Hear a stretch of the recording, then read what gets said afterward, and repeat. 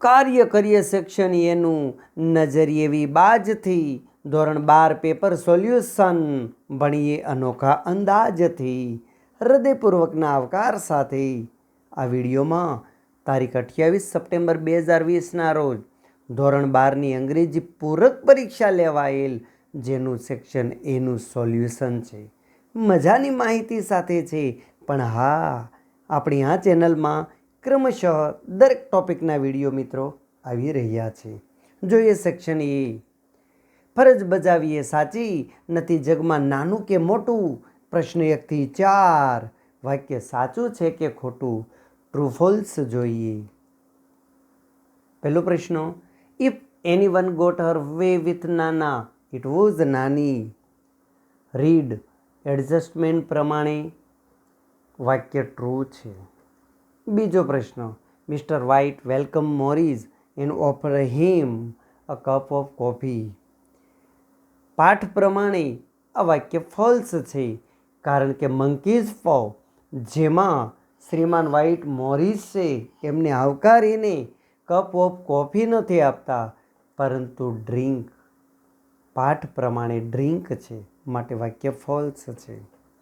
Third, go to your start menu and invoke forgiveness. Can you install love નામના રીડમાં જોઈએ તો બેઠું એ જ વાક્ય છે, માટે ટ્રુ છે. The ballot does not make a free man out of a wage slave. Strike against war આ રીડ મુજબ જોઈએ તો ટ્રુ છે. સમજણથી અભ્યાસ થાય તો જ જીતીએ જીવનની ઇનિંગ. પ્રશ્ન 5 થી 7 શબ્દો આવે, શોધો નિયરેસ્ટ મિનિંગ.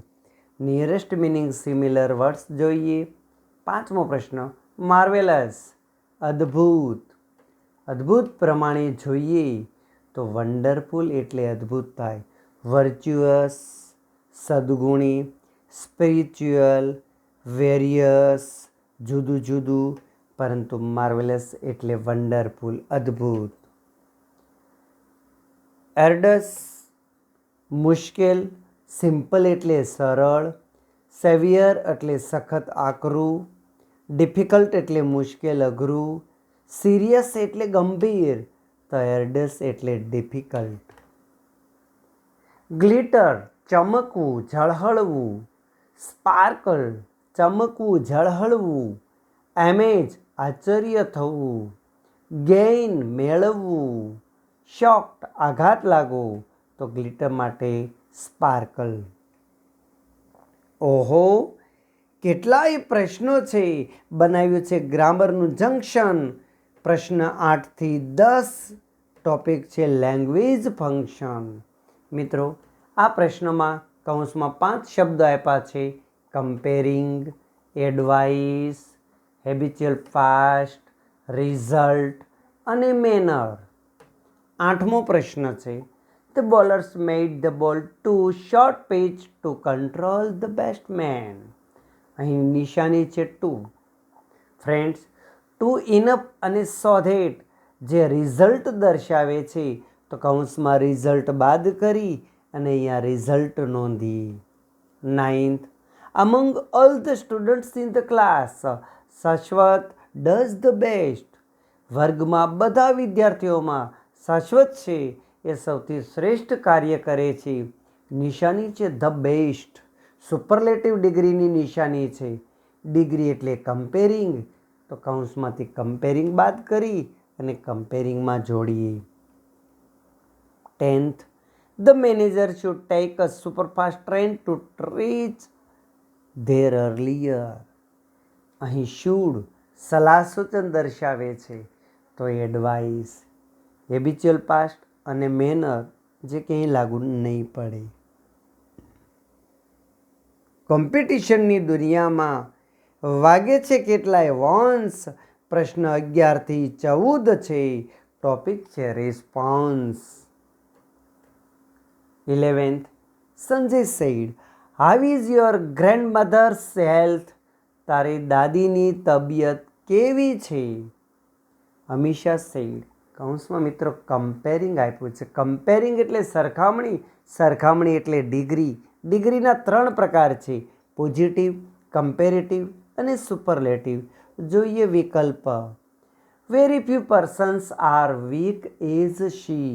અહીં નિશાની વેરી ફ્યુ છે જે પોઝિટિવમાં આવે, પરંતુ પોઝિટિવ ડિગ્રી હોય તો એઝ, વીક એઝ એટલે કે એઝ આવે, પરંતુ અહીં માત્ર એઝ આપેલું છે તો એ લાગુ નહીં પડે.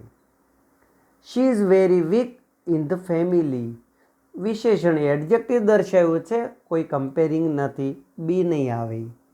She is not weak as my grandfather. તેણી મારા દાદા જેટલી વીક નથી. પોઝિટિવ ડિગ્રી દર્શાવે છે, પરંતુ જો પોઝિટિવ ડિગ્રી હોય તો માત્ર એઝ નહીં પરંતુ સો એઝ આવે.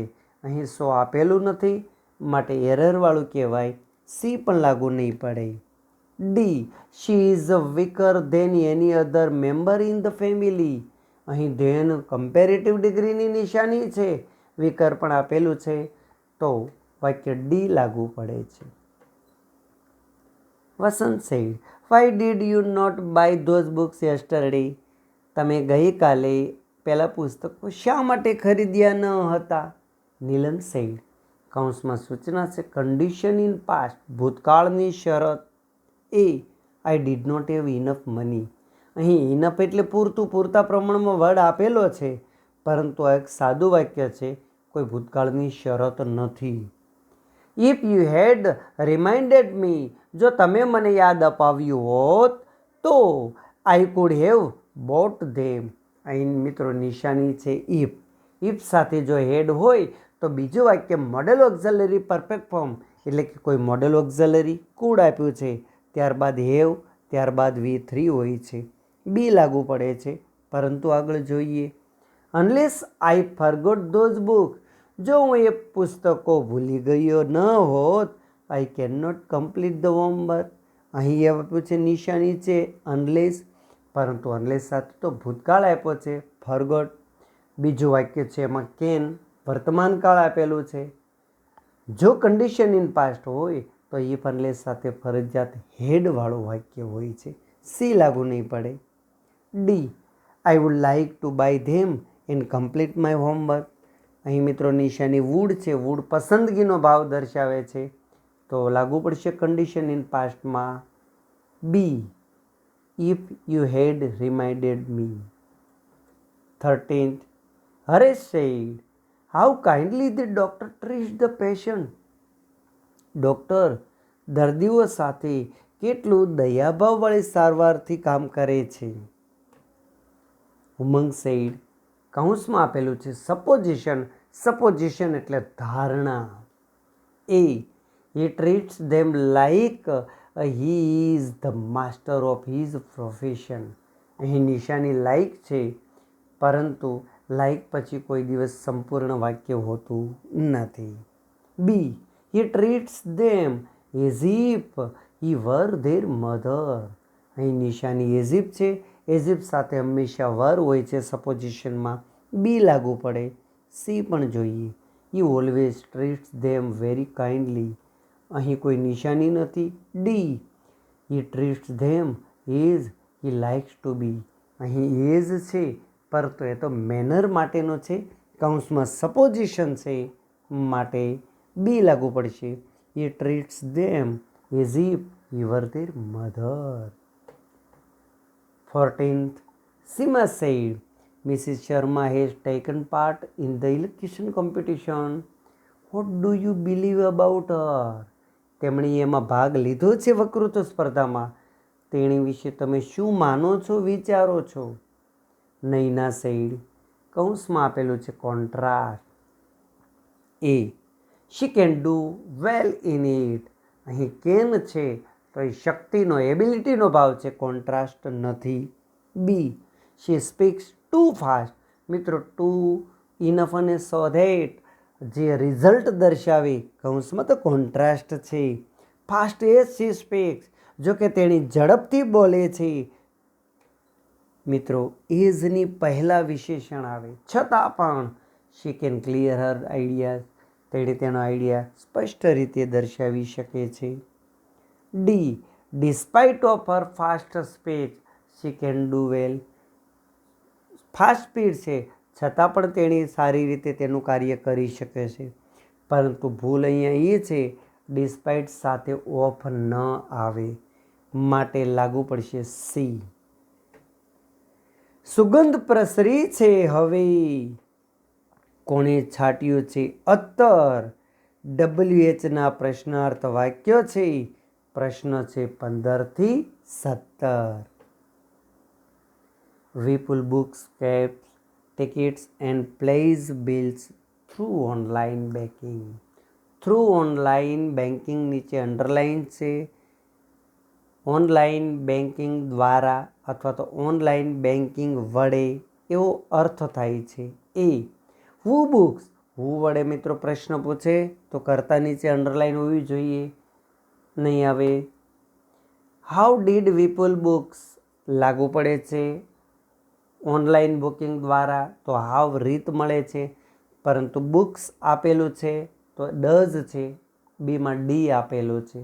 C, why does we pull books, why વડે સવાલ પૂછ્યો, રીઝન છે નહીં, સી નહીં આવે.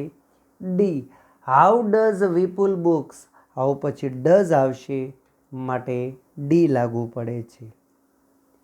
My class teacher visited my house last Thursday. સમય નીચે લીટી છે.